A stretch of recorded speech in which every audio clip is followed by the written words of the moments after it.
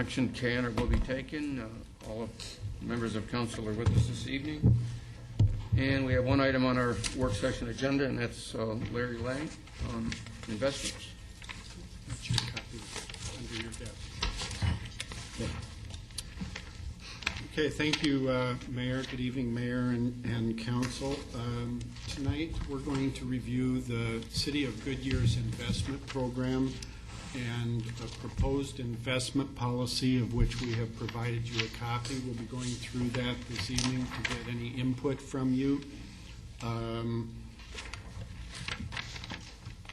Today, the City of Goodyear does not have a formal investment policy. We are, however, guided by state law. State law dictates what we can invest in, and the City of Goodyear primarily invests in something that's referred to as the local government investment pool with the state treasurer's office.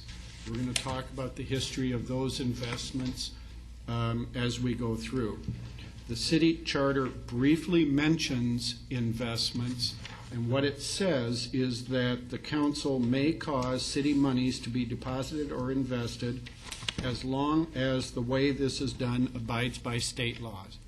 Pretty broad parameters. An investment policy can help communicate just exactly how that is to be done. Currently, most of our investments are with the local government investment pool, which we refer to as LGIP. So if I say LGIP tonight, that's what I'm referring to. Pool 5 is one of the two pools available for cities. Pool 5 not only invests in U.S. government securities, but it also invests in commercial paper. Also, we have some monies invested through our trustee at Wells Fargo under trustee accounts. An example of that would be the money that we receive from the crane companies for the cleanup there. They provided us $1 million. There's about 3 people that have to sign off. The EPA, crane companies, and ourselves have to sign off on that money. That money is invested actually in Wells Fargo. That money is invested separately from the city accounts. The LGIP currently has a rate of return of 0.23%. Anymore, as you're talking rates of return on investments, we're going to be using a term that normally does not get used a lot except to discuss what people charge for things. But what that 0.23% equates to is 23 basis points. 1/100% is a basis point. I'm saying that so that as we go through this presentation, if I use the term basis points, that's what I'm referring to. It's when the interest rates are so low, I don't know how else to communicate. 0.23 versus 2.3 is obviously a very big difference. We also do have some of our investments in Bank of America in a sweep account. Our cash balances get swept nightly, and they're invested, and the current yield on those, I believe, is 5 basis points, 0.05. The money that we have in our checking account where checks haven't cleared or deposits are made that day gets swept into an investment account on a nightly basis, right, and then gives us a little bit of a return on it. And at 5 basis points, little bit is not an exaggeration in this particular case. I recognize that this looks more like my EKG than it does a graph that is legible. This is a history of the U.S. Treasury rates overlaid, and the red line on this chart is the local government investment pool, and this is for the past 20 years. So if you look back in July of 1990, we're earning just over 8%, and the LGIP is doing a lot of wonderful things for us, and most of us as governments, when people are calling us asking if they can be an investment advisor or broker of ours, we tell them what we're doing. And by the way, we've got 24-hour liquidity on the LGIP. It's hard to beat that investment. Now, as you can see, it is barely above zero. It is, in fact, as I mentioned in the previous slide, the current yield for the month of July was 0.23, which is a significant drop from probably 8.23 all those years ago. But to make this a little easier to read, this next slide, again with the same colors, shows you for the last about year and a half what those yields are doing. The red line is the LGIP was up close to 1% in January of 09, which today sounds wonderful, and is down quite a bit as of April 10th. The same time frame we compared to 1 month, 3 month, and 6 month Treasury securities and how those yields were doing. And as you can see, starting late 2009, the 6 month Treasury yields started consistently performing higher than the LGIP. As you invest over longer periods of time, the interest rates that become available go higher. You'll notice we just took a 1 week stretch of U.S. Treasury rates and compared them at various maturities. You can see that the 1 month rate on July 30th, highlighted in yellow, was 0.14% or 14 basis points. 6 month yield was 20 basis points. Keep in mind the LGIP yield is about 23 basis points, and then a 1 year yield would be 29 basis points, 2 years 55. This is where an investment policy has some potential to gain you some yield, is when you look at the maturities. As an example, we have a rainy day fund that is not available for expenditure over the 12-month period of time. If that were invested over a 12-month period of time, you could generate a higher yield on it. Also, that's where an investment advisor, and we'll talk a little bit about this later, an investment advisor can really provide a benefit, because what they study is what the difference is in these yields between 2 points in time. Clearly, here from 5 years ago, the total yields are considerably lower, but how do the basis points relate, or how do the yields relate at various maturities? Also, where do you expect interest rates to go? Well, clearly, when you look at these numbers, we can definitely say one thing: in the long term, they can't help but go up. It's only so much lower they can get. But most of what I read, most of the investment people that I talk to, do not expect a lot of change in the interest rates in the next year or so. Now, obviously, others may have different opinions, but I'm not reading a lot that really say that. So, what does the city's current investable money look like?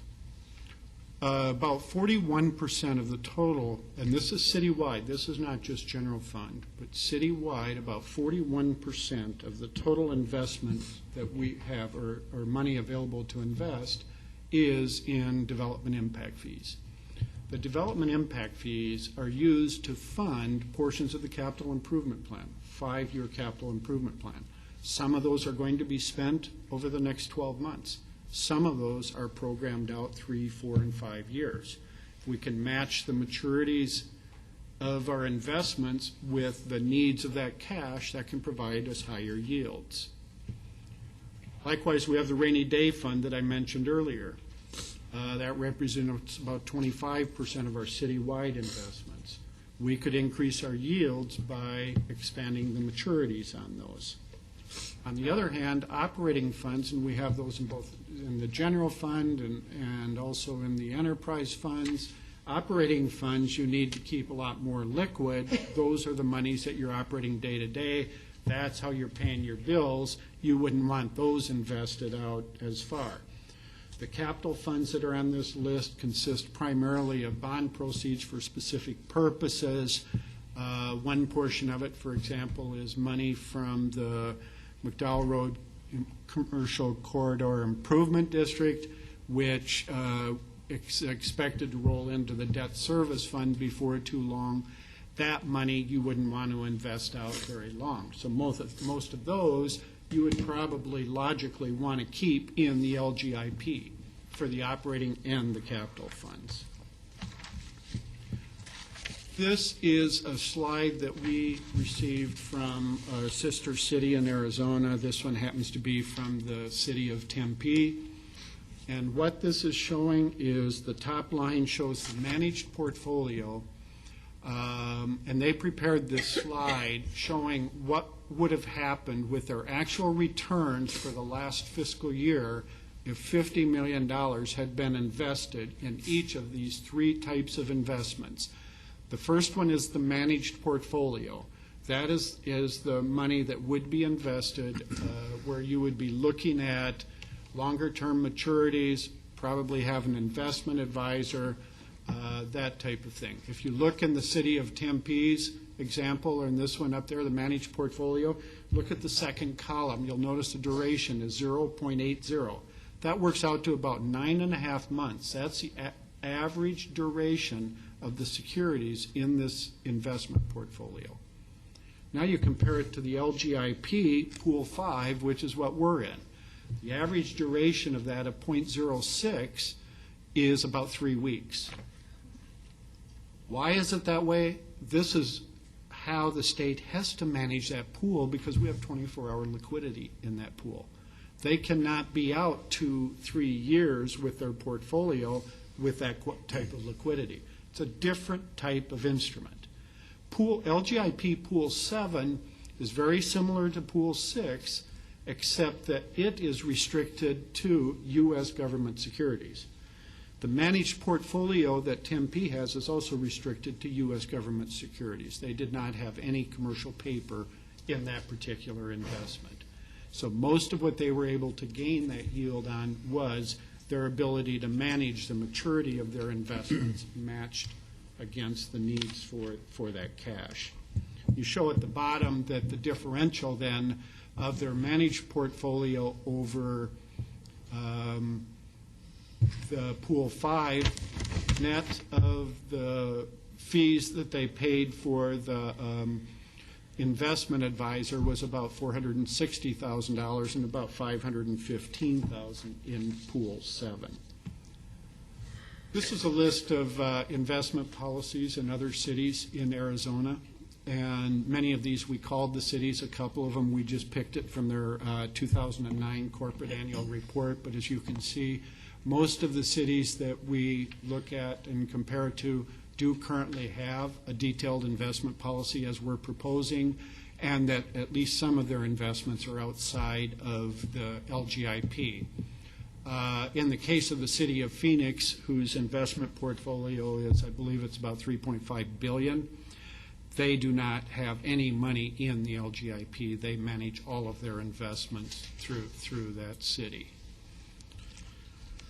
Looking at June 30th, 2009 audited financial statements, or the CAFR, for each of those cities, and you'll notice we left Phoenix out because their dollars would distort the whole chart compared to the rest of the cities.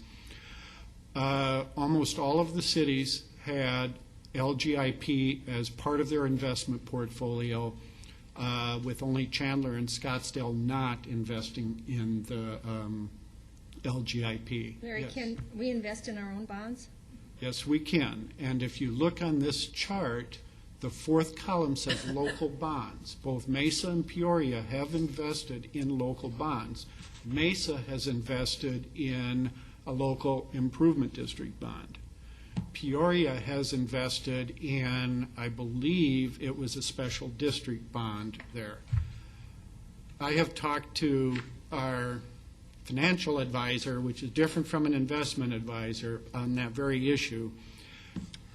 We could probably do it over, in other words, through the marketplace. The bonds are sold. To hold those out might create some problems with the IRS. So it isn't as simple as just investing in our own bonds, say, for the one-year maturities and pulling those out. 34% of the money for these cities their investment money is in the LGIP. Money market, banks, that type of thing, which could include sweep accounts like our own, those types of investment make up 9%. U.S. government securities make up about 54% of the portfolios. Local bonds, as we indicated, a couple of communities do it. I personally think it's a good idea to help bring the yields up a little bit because those bonds do have a little higher a yield. And then commercial papers, you can see only 3 cities were invested on this list, were invested in commercial paper, and that is making up 2% of the total portfolios. So does the LGIP sort of just leverage your losses as you go out into these others and invest? Because it seems to be, you say it's more secure, although they have lost money recently, to invest in that. And when you go on to some of these other markets, are they higher risk? And okay. And we're going to talk about risk actually here in a few minutes. No, but I just want to start that because the LGIP itself, I think its purpose is to provide a very liquid investment portfolio. That is very good for short-term money, but we will talk about a couple of losses that have happened in the LGIP. As you're talking long-term, as you'll notice with these cities, and that was part of why I wanted to put here, if you notice, most of these cities are investing in both. They're investing in U.S. government securities where they're going out a little bit, and they're investing in the LGIP. Now, Chandler was one community that was hit particularly hard with the 2002 loss that we'll talk about, and since that time, they've pulled all their money out of the LGIP. Scottsdale has their own investment program. Their previous finance director, who was still the finance director at this time, these are as of June 30th, 2009, or he had just left, one or the other, but their investments, he had some banking experience, and they were fairly active in the investment side. So what's the purpose of an investment policy? Investment policy is going to do a few things. One is to build the framework for the investment practices. Another is to protect the assets of the entity. And with that, there are reviews that we will have, annual as well as quarterly reports to you outlined in the investment policy to report back what investments are we invested in. And that gives us double check to make sure we're staying in conformance with the investment policy. It also communicates the city's investment objectives. What are we looking at? We'll go through some of these a little bit more in detail as we talk about the policy. It establishes limits, or it can establish limits. We proposed a couple of limits that no investment can get. I believe it was above 5% in a particular business, if you will, or investment, and that's just to make sure that you've got diversity within your portfolio, and it makes sure that we delineate the staff roles and that everyone knows who's doing what within this parameter. Addresses the concerns of policymakers. One of the things that we get into there could be social investments. In the proposal as we have it today, I don't think there would be a lot of discussion in that particular area, but the concept of that would be having investments in a company that wasn't green or something to that effect.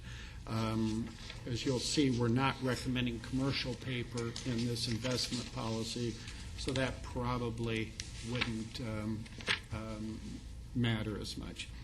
Investment management, I want to talk a little bit about how we would manage our investments.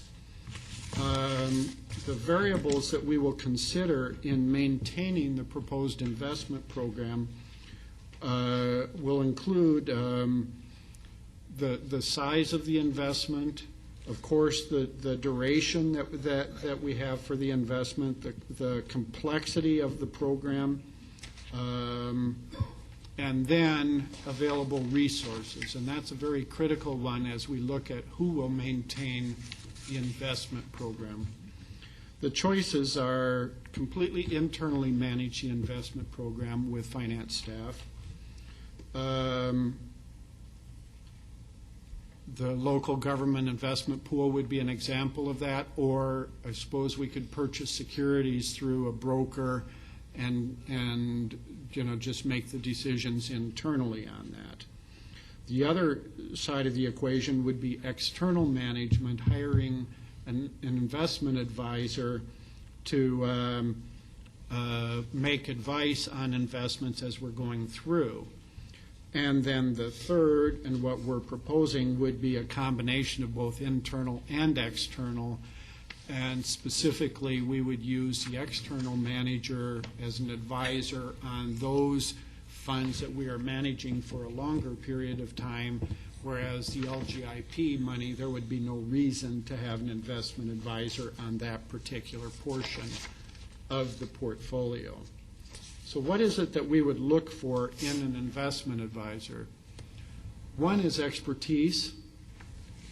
People that do this every day, they are experts in their field. We had a discussion earlier about where interest rates are going in the long term. An investment advisor will have a pool of people that are experts in this field that are having daily discussions and interactions about where markets are heading and so forth. They also understand yield curves a lot better. How are two-year certificates performing today versus traditionally in the marketplace? Are interest rates expected to go up quickly? Then you want to probably keep it short term. A number of different parameters that you would rely on an investment for. They have more experience also to assist in managing risk and market volatility. Hopefully they would provide credit monitoring, although if we keep it in the U.S. government securities, that may be a little bit less of a requirement in there. They have access to considerably more information that we have. Our staff was able to put a lot of the information together, but a good portion of it also came from some investment advisors that we were able to get money, as well as other cities within there. They have access to a lot of this market information a lot more readily. Provide analytical tools to, again, keep on top of where the market is heading. Very defined process, and obviously an investment advisor would collaborate with us on what the right investments are to match what our needs are from a cash flow basis. Larry, question. When you speak of the yields and these percentages, have you already factored in fees that these advisors would be receiving? I mean, is that already part of, that's the bottom line? That's what That is correct. The yields that we would benchmark any securities that we went through an investment advisor, we would actually net those yields with the cost of their services. That's the only way you can get a fair comparison to the existing program.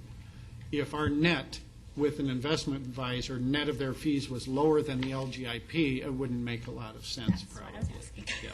Okay. Vice Mayor Lord asked earlier about risk. In the next couple of slides, I'm going to talk about risk a little bit. Generally, the lower the risk that you have, and on the left you see the lower risk at the scale. The low risk is the predominant weight factor, the less interest yield you're going to receive. And what types of risk are you talking about with that? You have, with low risk, you have greater liquidity. You have greater safety of your principal. And in the proposed policy, safety of principal is the highest priority. The higher the risk that you do, the higher the maturity, or the higher the yield. It just naturally fits. There you have less liquidity. Oops, we needed that money. Well, that's not a good feeling at that point in time. Or you can lose more. Less safety of the principal. I've been there. Interestingly, just some comparison in securities between U.S. Treasury securities and commercial paper that we received as of the end of July, U.S. Treasury on that chart I showed you was about a 14 basis points for 1 month. GE commercial paper, which is the highest rated commercial paper you can get, was yielding 23 basis points that same day. So more than half, again, as much, or 9 basis points more, however you want to look at it.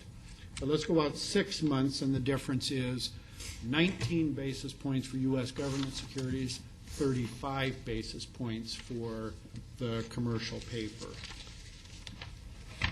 So what are the potential risks that we're looking at? All of us think in investments of credit risk. And we're going to talk on the following slide, I'm going to talk a little bit about a couple of examples of credit risk that I think you're familiar with, that we've gone through in the past few years. But what credit risk is about is basically that all or a portion of the principal or interest in the investment could be lost. And that's what we think of, where you buy a security and the person who's paying on that security doesn't pay. First thing that crosses your mind. But there are other risks that we have to look at. One's a liquidity risk. I've shown you how over the longer period of time that you invest, the higher the yield is. Well, maybe we should invest in the 30-year. That was like 4%. Why don't we do that? Well, the real problem is, besides state law, which we'll get to in a minute, the real problem is if you need that money in less than 30 years, you've got a liquidity risk. You can't convert it to cash. Now, it's marketable, but markets go up and down, and that's the next risk, market risk. Now, is there any penalty for taking this money out in advance of maturity? That's where you have those risks. If you invest, let's say we decided to put the rainy day fund in a 3-year investment. Mm-hmm. But then next year the council decided to use the rainy day fund. We went out 3 years. Your risk is that you couldn't sell that for what you invested in it because interest rates had changed. Mm-hmm. If interest rates had gone up over that period of time, the value of that security would have gone down at that period of time, same time. So that is the risk that you would have. Is it a penalty? You can call it a penalty, but it's a real risk. Mm-hmm. Okay, thanks. Reinvestment risk is similar to a penalty. Sometimes you buy a security and it has a call premium. In fact, we sell a lot of our securities with call dates that say 10 years from now we can call this. And we'll pay a premium or what have you, but before 10 years we can't call it. Why? Investments are trying to protect them, or investors are trying to protect themselves from reinvestment risk. If you had a security that you were planning on holding for 2 years, but the issuer of that security could call it and refinance it tomorrow, what are the chances I can reinvest that money at the same rate that I invested in this security? So that's what's called reinvestment risk. And the final one is reputation risk, and we know the state treasurer has had a couple of issues that have affected them on a couple of losses. We always worry about investments, and that I think is the top concern of most of us when you really get down to it in there. So I thought I'd talk about a couple of examples, and 2 of these are losses in the LGIP. The most recent of which was the Lehman Brothers loss on September 15th of 2008. Lehman Brothers filed for Chapter 11 reorganization and bankruptcy. LGIP had an investment in some Lehman Brothers securities, and they were suddenly worth a lot less than what those investments. Our share of that across all funds of the city was about $1.4 million. The city's general fund portion of that, I believe, was about $350,000. At June 30th of 2009, we had written that investment down to about 15% of its original value. The good news is June 30th of 2010, we're up to like 19.7%. So we actually had a gain on it this past year, and that's just, you record that at market. 2002, for some of you that have been on the council longer, was a completely different situation. NCFE Enterprises, or NCFE, was a medical claim-related business in Ohio, if I remember right, and the LGIP had invested about $131 million in there, and apparently they had some of the principals had been indicted for fraud, and there were a lot of fraud behind their financial statements and that type of thing, and that investment was a problem. They're still pursuing returns on that investment, not as much anymore, but a lot of the CPA firms and other people involved in that also lost money on it. I'll talk a little bit about the proposed investment policy. Key features of any investment policy, as we discussed, and I'll go through each of these specifically. Outline what our investment objectives are. What is our investment authority? What are the authorized investments? And that's a very critical one. That's where we'll talk about what we're allowed to invest in and what the city council would allow us to invest in. And then finally, in the reporting. The investment objectives, as outlined in the proposed investment policy, prioritizes these three in this order: safety first, liquidity second, optimal yield third. Safety is that investment shall be undertaken in a manner that seeks to ensure the preservation of capital in the overall portfolio. So we don't want to lose principal. The second one is liquidity. We need to make sure that we're investing to match our cash flow needs. The third one then by default is yield. And all of these, you'll notice, go through, or one is an exchange for the others, or the yield is offset by the safety and liquidity.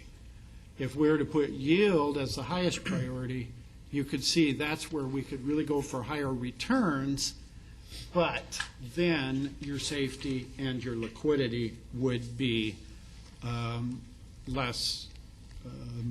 At risk. Yeah. Final comment I wanted to make here, just so someplace I make it. By accounting standards, investments that we do for less than a year can be valued at the purchase price, amortized for any discount or premium, as long as we're going to hold it for security. Any investment we held for over a year, it doesn't matter if we're going to hold it for over that year or not, we have to mark it to market, market down to market. In other words, if that value changes, like I mentioned, the Lehman Brothers security changed, went from 15% up to 19.67%. Well, we'll recognize that 4% difference this year because last year we had to mark it down to the 15%. So as market conditions change in an investment of over a year, we're required by accounting standards to reflect that market in there. So what are the investment authorities that we're looking at in this policy? First is the investment authority delegation. It's the investment authority that has implicitly been delegated to the finance director over the years, dating the whole time you saw that LGIP chart, and I'm sure longer. The finance director has been managing the investment portfolio primarily by calling LGIP and either sending them money or withdrawing money. We're going to be setting up an investment advisory committee, and this is an investment advisory committee for the implementation side of the equation. And so the people that are included on that will be, I will chair it as the finance director. It will include other accounting staff, the controller, senior accountant, and the management assistant and finance department. The purpose of that committee is to look at our investment portfolio, compare it to the investment policy, and make sure that we're staying within the parameters of the investment policy. So while it's an advisory committee, it's an advisory committee to oversee the operations and the implementation of the investment policy. You indicate that this was basically in-house people that would be on this committee? That is correct. And it's to make sure, as we're doing the investments, that we've got sounding boards. So that, and also as part of this, we interact with the investment advisor. And so if the investment advisor is talking about that they believe rates might be changing, and so we look at that and what are our cash flow needs doing and how does that affect our policy, and you want a broader group so it's not just one person in an envelope. You want a broader group to kind of discuss and get more input on that type of implementation. And if we went to a management authority, how would the committee itself, in-house committee, interdict with that organization? With an investment advisor? Yes. With an investment advisor, that committee would interact with that investment advisor on at least a monthly basis, as well as depending on how we set it up with that investment advisor as to the purchases of the securities. Some cities require the city approval on all securities. Others require compliance with the investment policy. That's part of the learning process we'll go through as we implement this. I don't have, ours right now allows flexibility that we can manage that either direction. Okay, thank you. And an investment advisor is a very important part of this to provide that market expertise, and something that we're looking at very closely. State law restricts what we can invest in. By state law, we can only invest in certificates of deposit, interest-bearing savings account, repurchase agreements for a maximum maturity of 180 days, state treasurer pooled funds, that's what I'm referring to as the LGIP, obligations issued or guaranteed by the U.S., that's the Treasury securities that we've been talking about, but there's also agencies which have a little higher a yield, but they are basically backed by the U.S. Treasury. Bonds or other debt of the state, county, cities, towns, or school districts. And that refers to Vice Mayor Lord's question earlier, can we buy our own bonds? By state law, yes, we can. Finally, bonds or other debt of county or municipal improvement districts. And that was an example that actually, I believe it was Mesa, is doing with their improvement districts. They've got about $4 million in one particular improvement district. The two in red are also authorized, this is right out of state law, commercial paper, bonds or other debt issued by U.S. corporations rated A or better. Okay, so Larry. Those two were not proposing to include, and in fact, when you look at the investment policy that we gave you a copy of, the proposed investment policy does not include those two. Okay, that leads a little bit to the question within your draft policy, minimum acceptable credit quality. You have not lower than the City of Goodyear current GO bond rating, or one grade higher than the City of Goodyear current GO bond rating. Now, and then in asterisk you have in no case shall the rating be lower than the required by ARS. Now, is that, I don't know what that requirement is. Is it an A rating or better? Is that what that is? Actually, yeah, that's for commercial paper. We left some of, we left some of the wording in this policy if we were to add commercial paper down the road as an authorized investment. We left wording in other places in the policy to deal with it. Okay. But the authorized investment have to be authorized before any of that could apply. Now, the other part about at least equal to the City of Goodyear's rating. What if we fell below the standards we'd even want to have? Why would we? We don't have to follow that. The thought between, we put that in. That was our addition, not necessarily from others. Mm-hmm. We put that in actually for the question asked earlier, could we invest in our own bonds? And so we thought if we put it at the City of Goodyear's rating, we could. But let's say our rating dropped to a C level. Right. We would just at that point in time not invest in, definitely in others. As you noticed in the investment portfolios of the other cities around Arizona, very little money is in this type of investment. I think where this has a potential benefit is if we decided to invest a portion of our portfolio in City of Goodyear securities. Possibly you might want to do a City of Phoenix with their AAA rating, just to try to blend the yields up a little bit, but keep in mind you can't go out very long on your maturities either.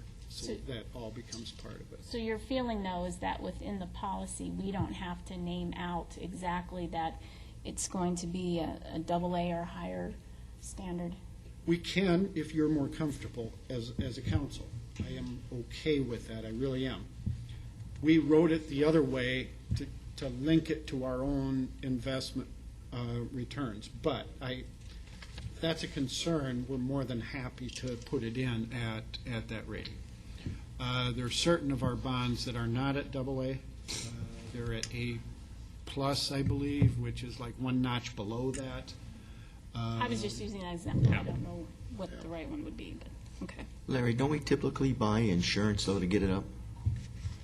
Actually, in the recent years, no, because the bond insurers really, well, basically their rating is lower than ours now, the ones that were in business 4 or 5 years ago, because they had backed a lot of the commercial or the mortgage-backed obligations, and so most of those are now non-investment grade. So today, we have some outstanding bonds that are guaranteed by those, and what the investors are glad for is that our ratings are going up, and our ratings are pretty solid. There is, I believe there's 2 companies out there that are doing this kind of business.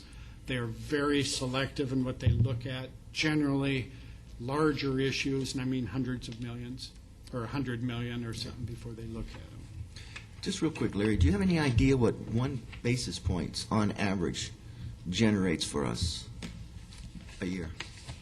1 basis point. I'm going to talk about the general fund. Last year, I hope you're all going to be real excited with this news. The interest earnings in our general fund last year, I looked at just today, I'm going on memory, but I think it was $34,000, and that was on an average yield of about 25 basis points. So it's about a little over 1,000 basis points somewhere. That probably would be, and that's general fund only. Yeah, okay.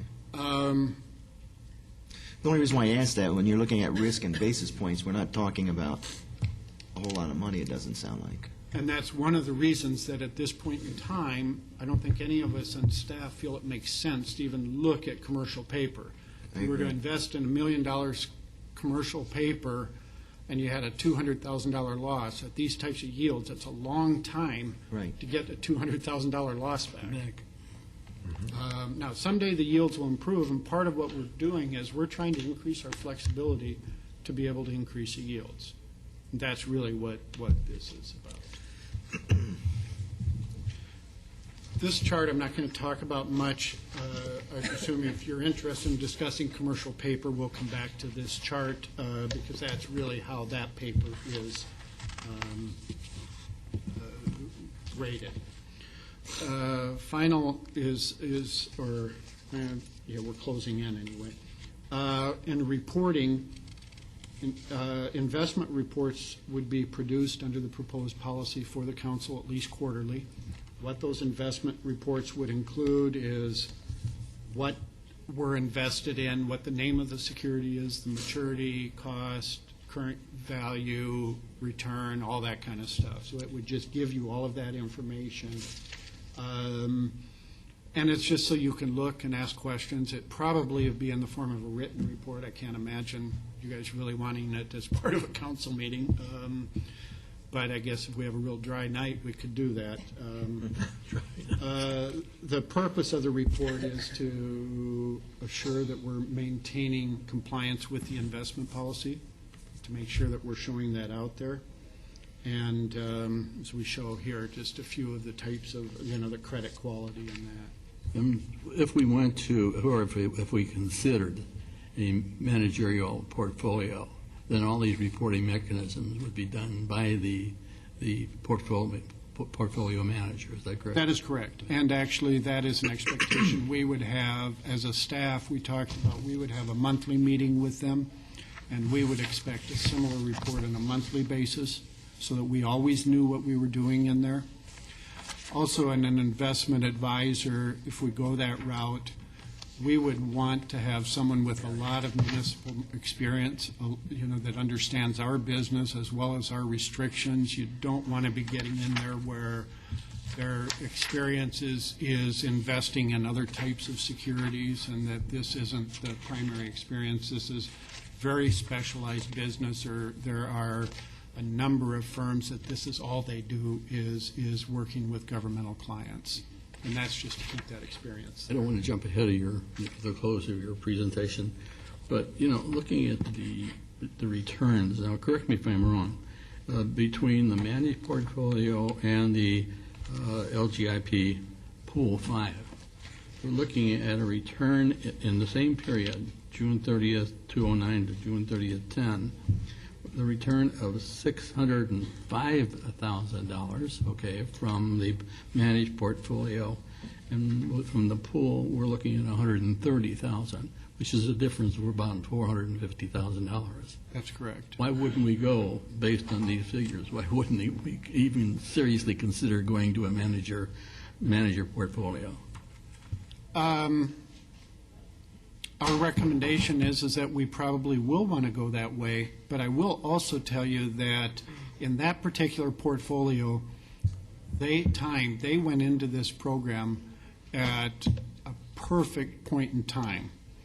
And what happened was, as the whole financial markets were deteriorating, as you recall, in late 2008 as a result of the Lehman Brothers and so forth, and part of the various federal programs came, and I'm not going to speak, I'm speaking on this at a very broad, high level because I don't even know the terms for all of this. I'm not well versed in it, but I've talked to Tim P. about it. The federal government set up a program with various commercial paper where the federal government guaranteed that paper. And so when that paper first came out with the federal guarantee, this investment advisor for Tim P. put them in it right away. And that's a U.S. government security. It wasn't considered commercial paper because it's backed by the federal government. So that gave them higher yields, obviously, because at first when they came out in the marketplace, it was like, what are those yields going to be? That paper, as it's in the marketplace, has dropped in returns today. Now, if I were a broker showing you this, I would have to also issue the disclaimer that says past performance can be no indication of future events. They're required there. I asked some brokers and investment advisors if they could give us some information of what we could expect over the next year, and that's the answer I got. My next question to you. Yeah, and that is a requirement of the SEC. That isn't just them being cowardly on it. That's for their brokerage licenses, and I think we would all want it that way. Well, they didn't promise you the world, so. Exactly. Yeah. Thanks again, Larry. Appreciate it. Yeah, I just want to summarize for you the issues, I think, before you that we're asking. One is, do you agree with us in our recommendations for the eligible securities? Maybe you think we should add commercial paper, or maybe we shouldn't leave the LGIP. Maybe we should just keep things the way they are. That's feedback from you. Do you agree with the priority of the investment objectives? I haven't seen a government go different than this, so I'd be a little surprised at that one, but it is obviously an option and direction that you could provide. Do you have comments on what we've talked about, the duration of the portfolio and trying to mix and match that? And then if you have any comments on an investment advisor, and with those, because I know we've got to get this meeting wrapped up and may not have a lot of time for extension, where we would like to take this is we want to bring back the investment policy for you for adoption, but we want to make sure we have your input in it, whether it's tonight or you want to comment back to me or any direction that you would need on that. And then we'll bring back the investment policy for your adoption. after which we would go for an RFP for an investment advisor, but not before then. Is there a place that you can go and get this information on an advisor? There are others out there. We could go without an RFP and get an advisor in on existing contracts. We think, because I know I get phone calls 2 a week, so we have people register on our website, and it's far more competitive if they just register on our website, and we go through that process. Okay. Comments or questions? Yeah, I have one. On the history of these losses,